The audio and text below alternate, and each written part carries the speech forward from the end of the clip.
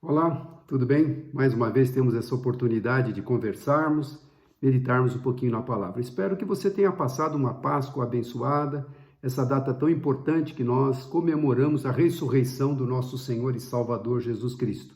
Ele veio, morreu, mas ressuscitou, está vivo e breve, muito breve, há de voltar. Então é uma data muito especial, como também o Natal, a data do seu nascimento, da sua morte e ressurreição. A Páscoa nós comemoramos a sua ressurreição. Então espero que você tenha tido um dia abençoado, feliz, um dia que possa ter tido a oportunidade de agradecer a Deus por esta tão grande bênção, porque através da ressurreição de Jesus, ele é as primícias, ele é o modelo, ele é o padrão daquilo que um dia nós seremos quando ele vier nos buscar. Então é muito importante nós valorizarmos essa data tão importante, a Páscoa, a ressurreição do Senhor Jesus. Curva a sua cabeça, nós vamos meditar um pouquinho na palavra e eu espero que o Espírito Santo fale com você. Pai, muito obrigado por esse momento tão especial que estamos tendo de meditarmos na tua palavra nesta data tão importante, que é a Páscoa, Senhor, que é a ressurreição do Senhor Jesus. Nós comemoramos a tua ressurreição. Nós damos muito valor, ó Pai, naquilo que o Senhor fez por nós. E nós te agradecemos. Fala conosco, eu te peço em nome de Jesus. Amém e amém. O título que eu coloquei aí para a gente meditar é a narrativa e a verdade. Eu acho que esse título está na moda hoje, né? A narrativa e a verdade. Tantas narrativas a gente vê nos dias de hoje, tentando camuflar uma verdade ou tentando, através de uma narrativa, em cima de outra narrativa, uma mentira em cima de outra mentira, fazendo com que ela se torne verdade. Está comum nos nossos dias, mas não é só nos nossos dias também. Nos dias de Jesus, nós vamos encontrar narrativas e a verdade. A verdade com relação ao que aconteceu, de fato aconteceu a ressurreição, isto é uma verdade incontestável, que nós temos provas, muitas provas através de testemunhas, através da palavra, relatando testemunhas, e temos narrativas, ou seja, suborno, mentiras, né? Para camuflar uma verdade, porque sempre atrás de uma narrativa tem interesses particulares. Não é diferente hoje, como não foi diferente na época de Jesus. Aquilo que não convinha aos líderes religiosos, então eles criaram narrativas, subornaram pessoas para que dessem credibilidade às suas narrativas. E então a narrativa e a verdade. Mas tem um versículo claro na palavra de Deus que está lá em 2 Coríntios 13:8, o apóstolo Paulo falando aos Coríntios, porque nada podemos contra a verdade, senão pela verdade. Então não é nenhuma narrativa, não é nenhuma mentira, nada que possa combater a verdade. A verdade sempre é a verdade. A verdade, ela vai aparecer, de fato vai aparecer. Mas nós vamos lembrar daquele momento da ressurreição de Jesus, as mulheres indo ao sepulcro. É uma passagem conhecida, mas ela é tão preciosa que nós não podemos deixar de ler, deixar de ouvir este relato tão importante da volta de Jesus, da sua ressurreição. Então, por favor, abra a palavra lá em Mateus 28, de 1 a 10. Eu vou ler aqui na versão corrigida, você pode ler na sua versão. Então, diz assim: no fim do sábado, quando já despontava o primeiro dia da semana, Maria Madalena e a outra Maria foram ver o sepulcro. E eis que houvera um grande terremoto, porque um anjo do Senhor descendo do céu chegou removendo a pedra e sentou-se sobre ela. O seu aspecto era como um relâmpago e a sua veste branca como a neve. E os guardas, com medo dele, ficaram muito assombrados e como mortos. Mas o anjo, respondendo, disse às mulheres: não tenhais medo, pois eu sei que buscais a Jesus que foi crucificado. Ele não está aqui, porque já ressuscitou, como tinha dito. Vinde e vede o lugar onde o Senhor jazia. E depois, imediatamente, dizei aos seus discípulos que já ressuscitou dos mortos. E eis que ele vai adiante de vós para a Galileia. Ali o vereis. Eis que eu vou-lo tenho dito. E saindo elas, pressurosamente, do sepulcro, com temor e grande alegria, correram a anunciá-lo aos seus discípulos. Indo elas, eis que Jesus lhes sai ao encontro, dizendo: eu vos saúdo. E elas, chegando, abraçaram seus pés e o adoraram. Então Jesus disse-lhes: Não temais, ide dizer aos meus irmãos que vão a Galiléia e lá me verão. Jesus já havia um tempo atrás preparando os seus discípulos para este momento. Claro que foi aos poucos que os discípulos foram entendendo que ele era o Filho de Deus, Todo-Poderoso, que veio através de uma missão do Pai, descendo dos céus, esvaziando da sua glória para se fazer ser humano encarnado através do Espírito Santo na Virgem Maria, para cumprir um propósito, para salvar a humanidade, para morrer pela humanidade, para derramar o seu sangue pela humanidade. E também ressuscitar ao terceiro dia. E é o que aconteceu aqui, né? E ele já tinha dito isso aos discípulos, já foi preparando ao longo dos anos, dos 3 anos que os discípulos estiveram com ele, sendo ministrados, sendo disciplinados a respeito das boas novas de salvação, instruídos a respeito destas verdades, e agora ele, de fato, manda um recado: olha, eu vou a Galiléia, mande que os meus discípulos me aguardem lá, que eles vão me encontrar. Qual não foi a surpresa? Eu fico pensando aqui, se Jesus havia dito que iria ressuscitar, se Jesus havia dito que no terceiro dia ele iria ressuscitar, qual não deveria ser a atitude daqueles que, no mínimo, aqueles que conviveram com Jesus, ou seja, os 11 apóstolos, porque um havia traído, que era Judas, já havia se enforcado, mas qual não seria a atitude, deveria ser a atitude daqueles que tinham ouvido do próprio Jesus que ele iria ressuscitar? Aquela tristeza os abateu de tal forma que eles estavam fechados dentro das suas casas, dentro lá do lugar, fechado, talvez lamentando, talvez chorando, talvez angustiados por este fato, mas eles se esqueceram que Jesus havia dito que iria ressuscitar. O comportamento que a gente esperava deles era que eles estivessem, como as mulheres foram ao sepulcro, que eles estivessem não só logo pela manhã, logo despontava o primeiro dia, bem de madrugada, acho que o sol ainda não tinha saído, as mulheres foram, mas eles deviam de acampar ali. Como os guardas foram, os líderes religiosos pediram para Pilatos: olha, aquele impostor, falando de Jesus, falou que eles mesmos sabiam que ao terceiro dia ele tinha dito que iria ressuscitar.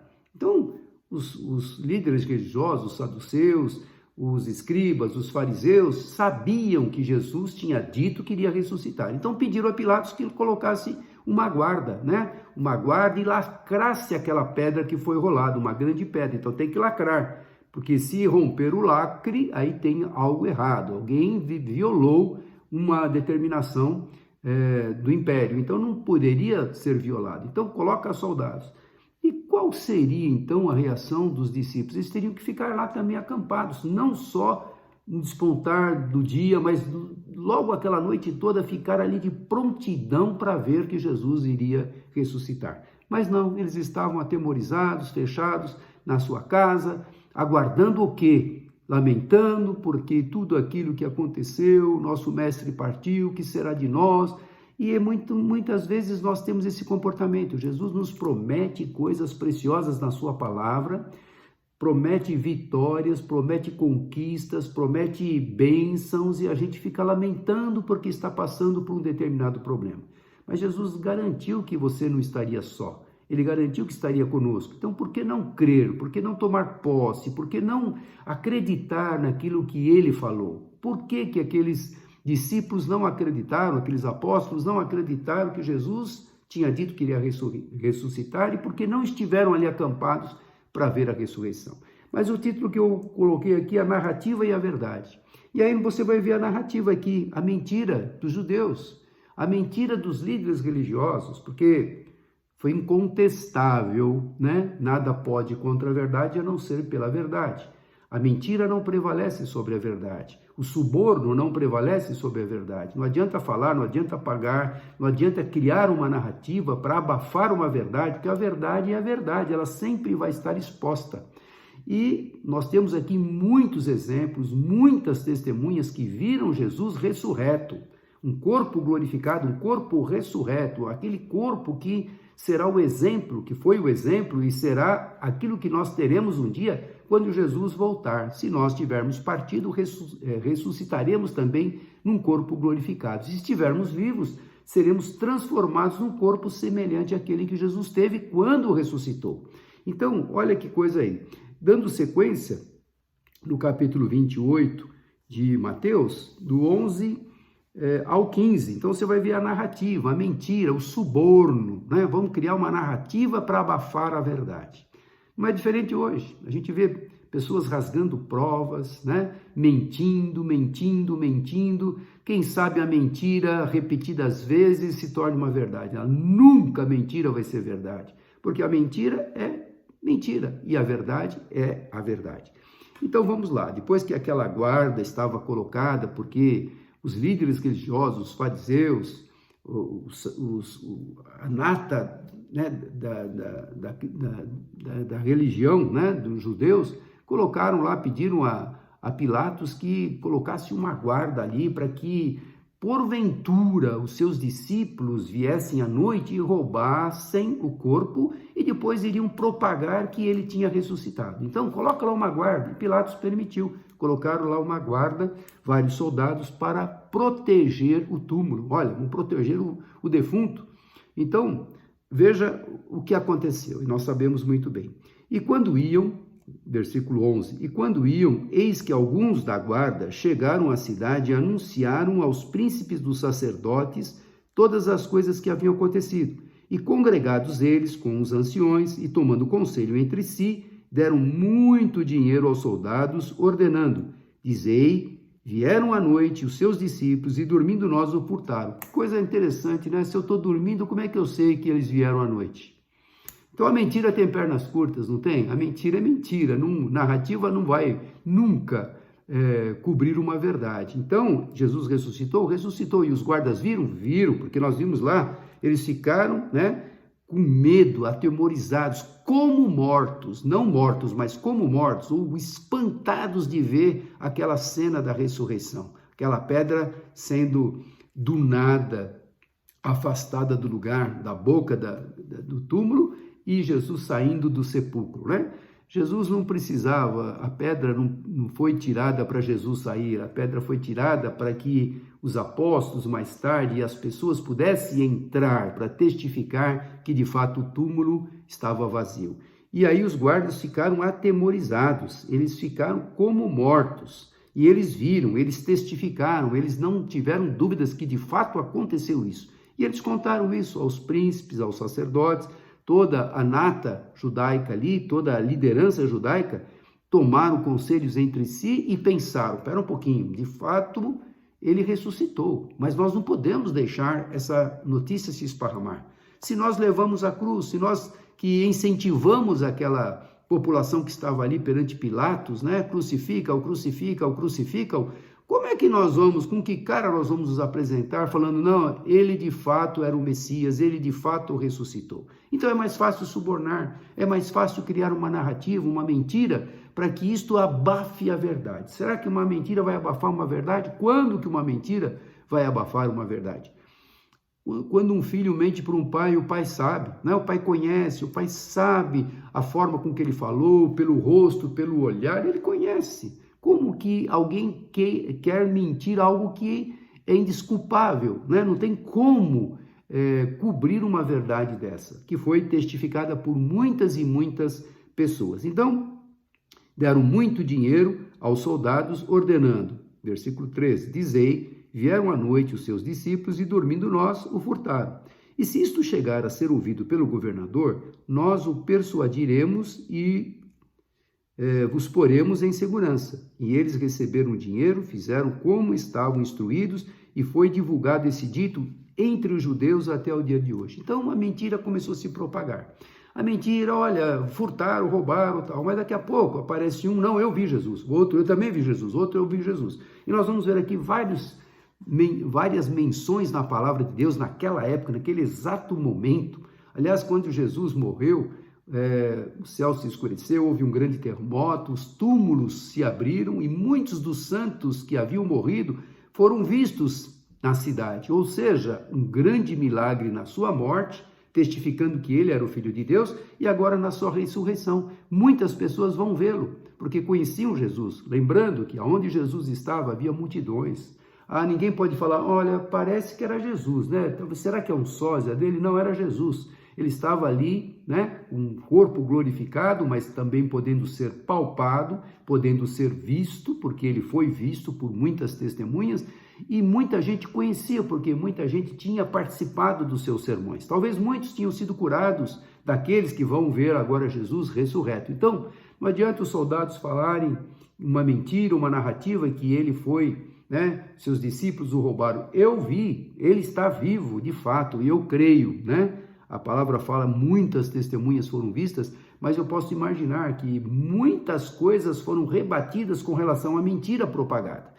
Mas, infelizmente, né, o inimigo, ele é astuto, sempre vai tentar colocar dúvidas na mente. E hoje não é diferente, né? Nós sabemos que tantas verdades escancaradas aí, as pessoas criando narrativas, criando mentiras, criando artifícios para burlar a verdade. Tantas provas rasgadas, tantas coisas contestadas, né? Contestadas não, comprovadas, e as pessoas querem contestar uma prova. Mas na época de Jesus também não foi diferente. Então essa narrativa e o suborno, uma narrativa sempre tem um suborno atrás, porque alguém, para se submeter a uma mentira, ele precisa levar vantagem. Não é diferente hoje, como não foi diferente naquela época. Os soldados receberam muito dinheiro, porque o soldado, ele tinha uma responsabilidade. Se colocaram lá ele para guardar e para proteger, ele tinha que fazer isso. Porque se ele não fizesse, ele poderia pagar com a sua própria vida. Mas os próprios líderes aqui se incumbiam, os líderes religiosos, né? Os fariseus, sacerdotes, se incumbiram de ir lá perante as autoridades e dar um jeitinho para não fazer nada a esses soldados que foram comprados, que foram subornados. Então a narrativa foi criada. Mas aí a gente vê provas da verdade, testemunhas. Então, como nós lemos aí em 1 Coríntios, porque nada podemos contra a verdade a não ser pela própria verdade. Não há mentira que possa contestar uma verdade. Vamos lembrar aqui, lá Paulo falando aos Coríntios também, primeira carta de Paulo aos Coríntios, capítulo 15, ele fala aqui um trecho, eu vou até ler esse trechinho, mais de 500 irmãos viram, mais de 500 discípulos viram Jesus. Não é uma, duas, três, claro que as mulheres viram, os apóstolos viram, Pedro viu, mas agora estamos falando de mais de 500 pessoas. Uma testemunha, uma única testemunha no tribunal tem valor, tem peso, pode mudar a situação. Ele vai lá testemunhar do que viu.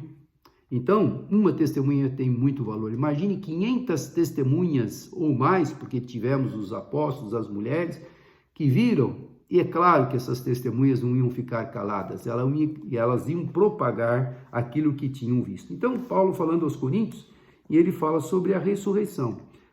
A primeira carta de Paulo aos Coríntios, capítulo 15, de 1 a 9. Acompanha comigo. Também vos notifico, irmãos, o evangelho que já vos tenho anunciado, o qual também recebestes e no qual também permaneceis, pelo qual também sois salvos, se o retiverdes, tal como vô-lo tenho anunciado. Senão é que credes em vão. Porque primeiramente vos entreguei o que também recebi, Paulo falando, que Cristo morreu por nossos pecados segundo as Escrituras, e que foi sepultado, e que ressuscitou ao terceiro dia, segundo as Escrituras, e que foi visto por Cefas, ou seja, Pedro, e depois pelos 12. Depois foi visto uma vez mais por mais de 500 irmãos, dos quais vivem ainda a maior parte, mas alguns já dormem também. Depois foi visto por Tiago, depois por todos os apóstolos, e por derradeiro de todos, me apareceu também a mim como um abortivo, porque eu sou o menor dos apóstolos, que não sou digno de ser chamado apóstolo, pois persegui a igreja de Deus. Então, Paulo falando aqui, ele estava pregando para aquela igreja o evangelho de Jesus Cristo, as boas novas de salvação através de Jesus, através da sua morte e ressurreição. Ele estava pregando o evangelho que eu estou pregando, que vocês devem permanecer, devem crer, devem ficar solidificados nesta palavra. E aí ele fala que foi incontestável a ressurreição, né? Foi visto por várias pessoas, inclusive por mais de 500 irmãos. E aí a verdade estava exposta, a verdade sempre foi exposta. Marcos 16,14 fala que também ele apareceu aos 11 apóstolos. Lucas 24, de 13 a 35, fala que Jesus apareceu aos 2 discípulos a caminho de Emaús. Lembrando, vamos ler essa passagem, eu gosto muito dessa passagem, porque a palavra é tão maravilhosa que, embora a gente conheça trechos, a história, passagens, a gente sempre, quando lê, sempre a gente tem algo novo para retirar, para extrair. Então, Lucas 24, de 13 a 35. Eu vou ler também na versão corrigida e você acompanha comigo. E eis que no mesmo dia iam 2 deles para uma aldeia que distava de Jerusalém 60 estádios, cujo nome era Emaús. E iam falando entre si de tudo aquilo que havia sucedido e aconteceu que, indo eles falando entre si e fazendo perguntas um ao outro, o mesmo Jesus se aproximou e ia com eles. Mas os olhos deles estavam como que fechados, para que não o conhecessem. E ele disse: Que palavras são essas que, caminhando, trocais entre vós? E por que estáis tristes? E respondendo um, cujo nome era Cleopas, disse-lhe: És tu só peregrino em Jerusalém e não sabes as coisas que nela têm sucedido nesses dias? E ele, Jesus, lhe perguntou: Quais? E eles lhe disseram: As que dizem respeito a Jesus, o Nazareno, que foi um profeta poderoso em obras e palavras diante de Deus e de todo o povo. E como os principais dos sacerdotes e os nossos príncipes o entregaram à condenação de morte e o crucificaram. E nós esperávamos que fosse ele que remisse Israel. Mas agora, com tudo isso, é já hoje o 3º dia desde que essas coisas aconteceram. É verdade que também algumas mulheres dentre nós nos maravilharam, as quais de madrugada foram ao sepulcro, e não o achando o seu corpo, voltaram dizendo que também tinham visto uma visão de anjos que diziam que ele vive. E alguns dos que estavam conosco foram aos sepulcros e acharam ser isso como as mulheres havia dito, porém não o viram. E ele lhes disse: Ó nécios e tardos de coração, para crer tudo o que os profetas disseram. Porventura, Jesus falando, porventura não convinha que o Cristo padecesse essas coisas e entrasse na sua glória? E começando por Moisés e por todos os profetas, explicava-lhes o que dele se achava em todas as Escrituras.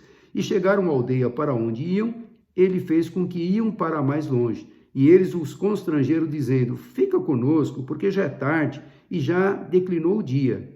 E entrou para ficar com eles. E aconteceu que, estando com eles à mesa, tomou o pão e abençoou e partiu e lhe o deu. E abriram-se-lhe então os olhos e o conheceram, e ele desapareceu-lhes. E disseram um para o outro: Porventura não ardia em nós o nosso coração, quando pelo caminho nos falava e quando nos abriu as Escrituras?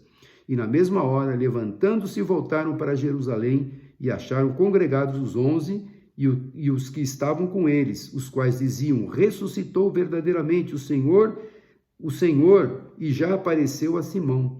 E eles lhes contaram o que lhes acontecera no caminho e como deles foi conhecido no partir do pão. Que coisa linda, né? Quando a gente tem um encontro com Jesus, é algo maravilhoso, algo marcante. Jesus ressuscitou e eu o vi.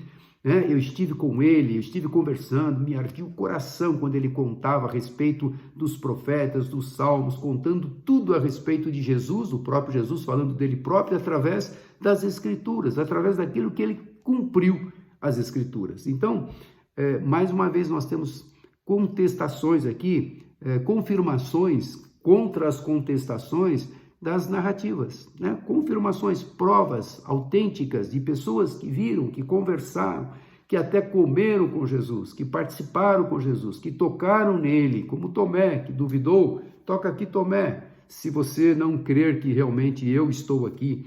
Então a gente viu que nada pode contra a verdade a não ser pela verdade. E agora, para nós concluirmos, Atos capítulo 4, de 1 a 22, eu quero ler na versão NVI.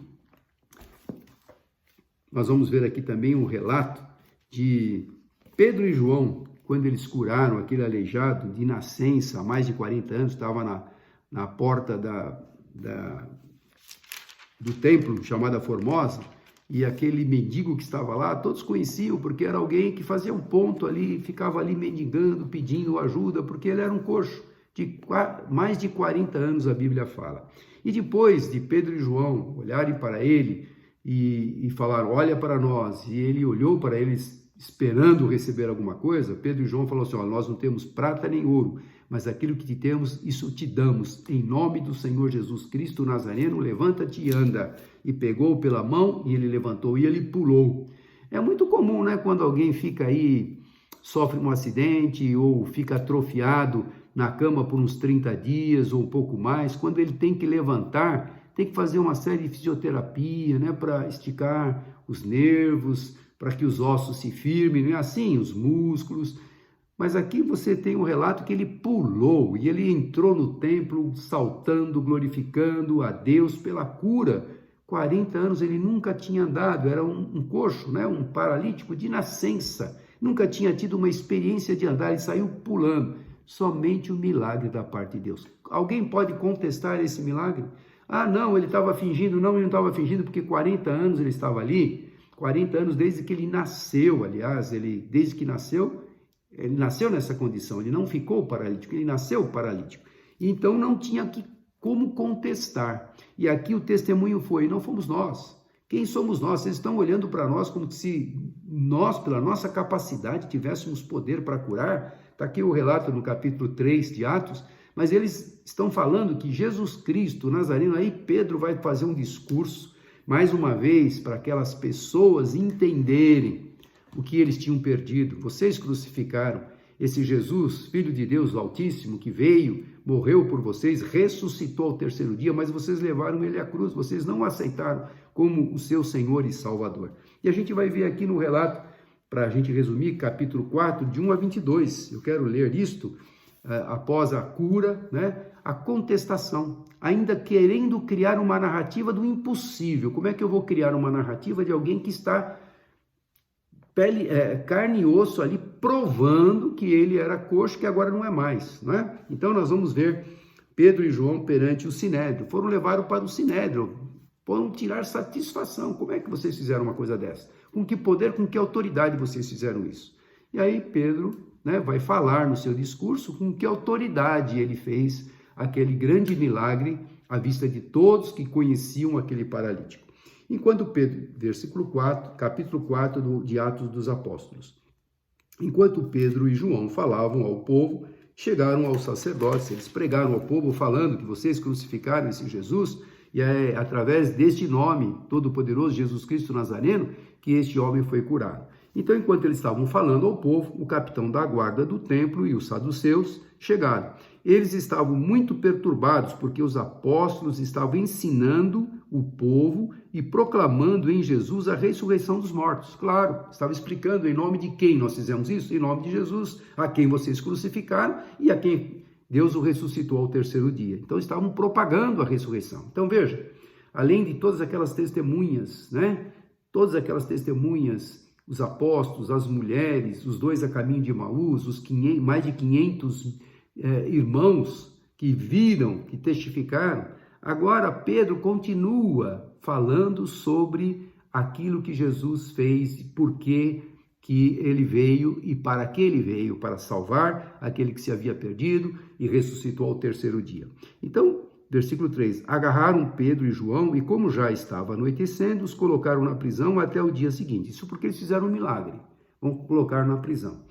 Mas muitos dos que tinham ouvido a mensagem creram. Claro, eles explicaram por que com que autoridade eles tinham feito aquilo. Não pelas suas próprias capacidades, mas através do poder do nome de Jesus, a quem eles haviam crucificado. Então muitos creram, né? Chegando o número dos homens que creram, perto de 5.000. Então, olha lá, tem a narrativa falando que Jesus não ressuscitou, que roubaram o corpo, e agora mais de 5.000 pessoas que acreditaram numa verdade que foi propagada, né? Então, a condição de uma narrativa, uma mentira, um suborno, superar uma verdade, mais uma vez eu lembro você, nada pode contra a verdade a não ser pela verdade. A verdade só vai comprovar a verdade. A narrativa vai ser desmascarada. Em algum momento ela vai ser quebrada e desmascarada. E aqui os líderes religiosos estavam tentando, né, fazer com que ele se calasse, que não falasse mais o nome de Jesus. Como é que pode deixar de falar do nome de Jesus, desse grande, maravilhoso Deus Todo-Poderoso encarnado, morreu por nós, ressuscitou para nossa alegria e esperança de um dia termos um corpo semelhante ao dele? Como é que isso pode calar? Como é que esta mensagem pode ser calada? Quase 5.000 pessoas acreditaram nesse depoimento de Pedro aqui nesse relato da cura desse paralítico. Versículo 5. No dia seguinte, as autoridades, os líderes religiosos e os mestres da lei, olha, toda a nata, reuniram-se em Jerusalém. Estavam ali Anás, o sumo sacerdote, bem como Caifás, João Alexandre e todos os que eram da família do sumo sacerdote. Então, ou seja, aqueles que mandavam, aqueles que interpretavam a lei, aqueles que ditavam a lei. Mandaram trazer Pedro e João diante deles e começaram a interrogá-los. Com que poder ou que em nome de quem vocês fizeram isso? Então Pedro, cheio do Espírito Santo, disse-lhes: autoridades e líderes do povo, visto que hoje somos chamados para prestar contas de um ato de bondade em favor de um aleijado, sendo interrogados acerca de como ele foi curado, saibam os senhores e todo o povo de Israel que por meio do nome de Jesus Cristo, o Nazareno, a quem os senhores crucificaram, mas a quem Deus o ressuscitou dos mortos, este homem está aí curado diante dos senhores. Este Jesus é a pedra que vocês construtores rejeitaram e que se tornou a pedra angular, ou seja, o Messias prometido, aquele que vocês conhecem as Escrituras, vocês sabem, vão checar desde o seu nascimento, a estrela que apareceu, todos os profetas, todas as profecias que relatavam como e de que forma ele apareceria. Vocês sabem, vocês são os mestres da lei, mas vocês o levaram à cruz, e vocês o crucificaram, e vocês souberam que ele ressuscitou, em outras palavras, né? Subornaram lá os soldados, mas sabendo que ele havia ressuscitado. Então Pedro agora dá um tapa de pelica. Vocês sabiam disso. Esse Jesus que vocês rejeitaram, é em nome dele que esse paralítico, há quase 40 anos, ou mais de 40 anos, melhor dizendo, foi curado. Não há salvação, e ele continua, não há salvação em nenhum outro, pois debaixo do céu não há nenhum outro nome dado aos homens pelo qual devemos ser salvos.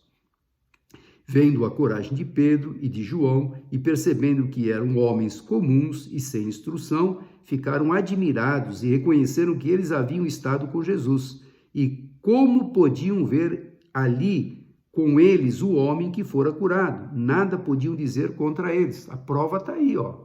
Ele foi curado e foi o nome de Jesus. Assim, ordenaram que se retirassem do sinédrio e começaram a discutir, perguntando: que faremos com esses homens? Todos os que moram em Jerusalém sabem que eles realizaram um milagre notório, que não podemos negar. Todo mundo sabe, ele estava lá na porta do templo todo o tempo lá pedindo esmola, todo mundo conhecia. Todavia, para impedir que isso se espalhasse ainda mais no meio do povo, precisamos adverti-los de que não falem com mais ninguém sobre esse nome. A narrativa querendo abafar uma verdade. Então, olha, é notório, não tem como esconder o que aconteceu com esse paralítico, mas vamos pressioná-los, vamos proibi-los que eles continuem divulgando esse nome de Jesus, né? E que esse Jesus ressuscitou. Então, chamando-os novamente, ordenaram-lhes que não falassem nem ensinassem em nome de Jesus. Mas Pedro e João responderam: julguem os senhores mesmos se é justo aos olhos de Deus obedecer aos senhores e não a Deus. Vocês acham justo? Vocês que são os mestres da lei, que conhecedores de toda a lei, é justo deixar de obedecer a Deus e a vocês, ou obedecer a vocês? Pois não podemos, eles concluem, pois não podemos deixar de falar do que vimos e ouvimos. Depois de ameaças, eles o deixaram ir e não tinham como castigá-los, porque todo o povo estava louvando a Deus pelo que acontecera, pois o homem que fora curado milagrosamente tinha mais de 40 anos de idade e ele nasceu paralítico. Então, contra a verdade não há narrativa, não há mentira, não há suborno que possa prevalecer. Por isso, meu irmão, às vezes a gente fica indignado de ver tantas coisas erradas nos dias de hoje, mas não só, isso não acontece só nos dias de hoje, sempre aconteceu, sempre o inimigo, de uma forma astuta, tentando desqualificar a verdade. Mas nós sabemos que nada pode contra a verdade a não ser pela verdade. Toda narrativa, toda mentira, todo suborno um dia vai ser revelado. Porque diz a palavra que tudo que está encoberto um dia será revelado. Tudo aquilo que tentaram fazer, né, quase 2000 anos atrás, hoje nós temos essa palavra revelada aqui, mostrando que a narrativa, por todo esse tempo, não prevaleceu. E a verdade continua viva em nossos corações, porque não há salvação em nenhum outro nome, a não ser de Jesus Cristo, que veio, morreu, ressuscitou, está vivo, em breve, muito breve, há de voltar. Você que está me vendo, me ouvindo, creia nisso. Jesus, ele ressuscitou, por isso que nós comemoramos a Páscoa, a sua ressurreição, esta grande vitória. Ele rompeu a morte, né? Desceu, nos 3 dias que ele ficou sepultado, ele desceu ao Seol, o Hades, ou seja, ao inferno, às regiões inferiores da terra, tomou a chave da morte do inferno, pregou aos espíritos em prisão, aqueles espíritos que tinham morrido sem salvação, no sentido de testificar que o Messias que estava prometido veio, eu sou o Messias, e ressuscitou ao 3º dia, nos dando a esperança de um dia termos um corpo glorificado como ele foi as primícias. Então, você que está me ouvindo, creia nisso, não acredite em narrativas. Tudo que vem contra a palavra vai ser desmascarado, porque a palavra diz claramente, céus e terras passarão, mas as minhas palavras, diz o Senhor, não hão de passar. Então, tudo aquilo que está relatado, de fato aconteceu, e a nossa esperança, a nossa fé está firmada nesta palavra, nesses relatos bíblicos da nossa salvação, que é através de Jesus. Que Deus te abençoe, que você possa continuar meditando nessas referências, os evangelhos, os 4 evangelhos falam da ressurreição de Jesus, então absorve, né, isso e passe para diante, porque tem muita gente que nos dias de hoje ainda não crê nem que Jesus existiu, nem crê que ele foi, né, encarnado, foi Filho de Deus encarnado aqui nessa terra e que ressuscitou e que breve vai voltar. Quanta incredulidade nos dias de hoje, por causa de narrativas, mentiras, coisas incutidas no longo de muitos anos, e pessoas absorvem a mentira e deixam de crer na verdade. Mas a verdade vos libertará. Conhecereis a verdade e a verdade vos libertará. Essa verdade é a palavra de Deus. Eu espero que você esteja firme nos caminhos do Senhor, permaneça firme, porque breve, muito breve, o Senhor há de voltar. Por que nós falamos isso? Porque tudo que está previsto que aconteça, está acontecendo. As profecias falando da volta de Jesus estão se cumprindo a cada dia. Portanto, fique atento naquilo que está acontecendo no mundo todo, no mundo numa forma geral, no contexto mundial. Tudo isto está se encaixando para cumprimento da palavra de Deus. Então fique firme, porque breve, muito breve, o Senhor há de voltar. Curva a sua cabeça. Senhor, muito obrigado por esta pequena palavra, por lembrarmos com muita alegria, Senhor, nós não precisamos de provas nenhuma, nós já temos todas as provas suficientes. A maior prova é tê-lo no nosso coração, preenchendo aquilo que nos faltava, que é a alegria, a paz, o amor que só o Senhor pode nos dar e que nós também podemos compartilhar com outras pessoas. Te agradecemos, ó Deus, pelo teu grande amor para conosco, em mandar o seu Filho amado Jesus Cristo, morrer por nós e ressuscitar ao 3º dia, e prometer que breve, muito breve, é de voltar. Abençoe a todos que me ouvem e que possamos ter um final de Páscoa abençoado, em nome de Jesus. Amém. Que Deus te abençoe, uma boa semana, e que o Senhor possa te orientar a cada dia, em cada decisão, que você seja dirigido totalmente pelo Senhor. Receba a bênção, que a graça de nosso Senhor e Salvador Jesus Cristo, o amor de Deus Pai, a doce comunhão e consolação do poder do Espírito Santo de Deus esteja sobre todos vós, hoje e para todo sempre. Amém. Dá um abraço bem gostoso. Deus te abençoe e uma ótima semana.